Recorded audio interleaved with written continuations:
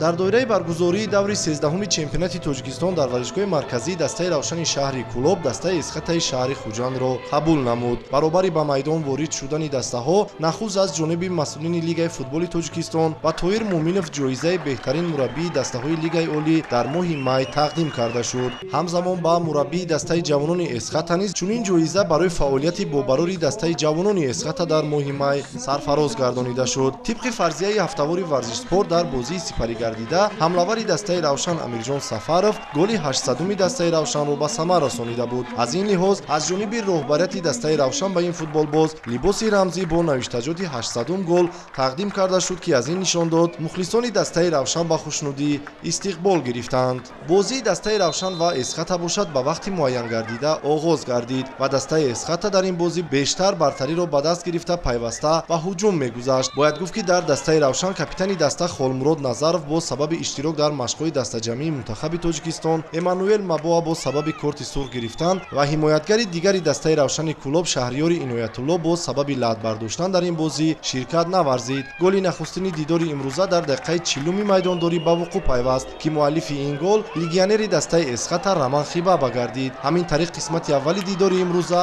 бо ҳисоби 1-0 ба анҷом расид. дар қисмати дуюми бозӣ бошад нимҳимоятгари канории дастаи равшан Ҷозеф Акомади бо сабаби лаъд бардоштан ба майдон ворид нашуд ва ба ҷои ӯ Крис Эммануэл аз ҳайати захиравӣ ба майдон омад. дастаи эсхата дар ин бозӣ аз заифӣ дар хатти ҳимоя хуб истифода намуд ва дар дақиқаи 62-юми бозӣ баъди хатои ҳимоятгарон Дилшоҷон Каримов тавонист, ки голи дуюми дастаашро дар ин бозӣ ба самар расонад. дере нагузашта саъитараш дар дақиқаи 68-уми бозӣ нимҳимоятгари дигари дастаи меҳмонон Олимҷон Каримов голи сеюми дастаи эсхатаро вориди дарвозаи соҳибони майдон намуда бо ҳисоби 3-0 дастаи меҳмонон пешсаф шуд. ҳарчанд дар идомаи бозӣ футболбозони дастаи равшан дар назди дарвозаи рақиб чандин ҳолатҳои хуби голзаниро созмон дода бошанд ҳам, вале рахна намудани дарвозаи рақиб ба онҳо имконпазир нагардид.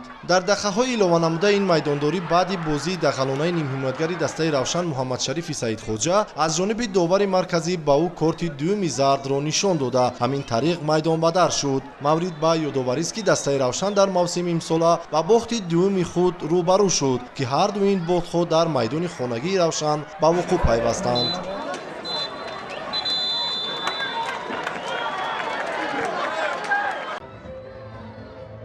дар варзишгоҳи марказии ноҳияи Фархор бошад дар даври 13-уми чемпионати Тоҷикистон байни дастаҳои Лигаи олӣ дастаи ҳосилот Регар Тадази шаҳри Турсунзодаро қабул намуд. ҳарду даста ба ин бозӣ бо тайёрии ҷиддӣ омада бо сабаби ҷойгир будан дар таҳхонаи ҷадвали мусобиқот барои беҳтар намудани вазъияти даста майдондорӣ карданд. дар қисмати аввали ин майдондорӣ маҳз дастаи соҳибони майдон тавонистанд, ки чанд маротиба дар назди дарвозаи рақиб ҳолатҳои хуби голзаниро ба миён оваранд, вале дар ин қисмати нерӯсанҷӣ дастаҳо натавонистанд, ки ба задани гол шарафёб шаванд. нимаи дуюми майдондорӣ бошад ҳарду даста ба задани гол наздик мешуданд ва ниҳоят бо автоголи Аҳмадов туп вориди дарвозаи Куавеи Готсон ворид карда шуд. ҳамин тариқ дидори дастаҳои ҳосилот ва Регар Тадаз бо ҳисоби 1-0 бар нафъи дастаи ҳосилоти ноҳияи Фархор ба анҷом расида бо касби 3 имтиёз даста ба зинаи 8-уми ҷадвали мусобиқа баромад. дастаи Регар Тадаз бошад баъди ин мағлубият ба зинаи поёни ҷадвали мусобиқа фаромад.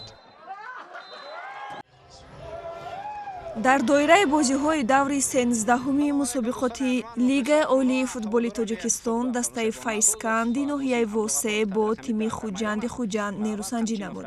ин дидор дар варзишгоҳи Нефтяникӣ ноҳияи Рӯдакӣ доир шуда бо ҳисоби мусовии 1-1 ба анҷом расид. голи якумро дар дақиқаҳои иловагии қисмати якуми рақобат Абдухолиқ Алимов бо як маҳорати воло ба самар расонд. ҷаҳонгир Эргашев бошад дар дақиқаи 73-ум тавонист ба голи ҳарифон ҷавоб гӯяд. муаллифи голи Файскан дар ин дидор Абдухолиқ Алимов дар дақиқаҳои иловагӣ ба вақти асосии дидор барои рафтори дағалона бо корти сурх муҷозот шуд, вале ин дигар ба натиҷаи рақобат таъсир нарасонд.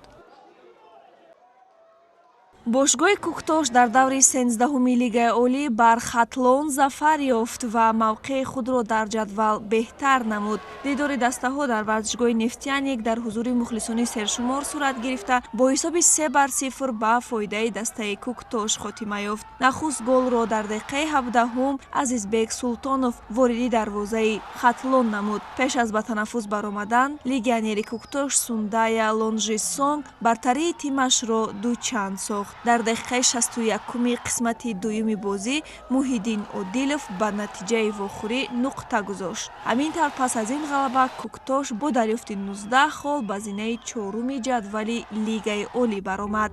бозии дастаҳои Истиқлол ва клуби марказии варзиш Артиш дар ин давр бинобар дар ихтиёри мунтахаби Тоҷикистон қарор доштани аксари футболбозони Истиқлол ба таъхир афтодааст. Дигар 4 бозии боқимондаи даври 13-уми Лигаи Олӣ доир шуд. Эсхата бо дарёфти 22 хол дар зинаи дуюми ҷадвал қарор дорад. Равшани Куло бошад 20 хол дорад ва зинаи сеюмро касб кардааст. Регарта Даст дар таъхонаи ҷадвал Хуҷанд бошад бо дарёфти 11 хол дар зинаи 9 мавқеъ гирифтанд.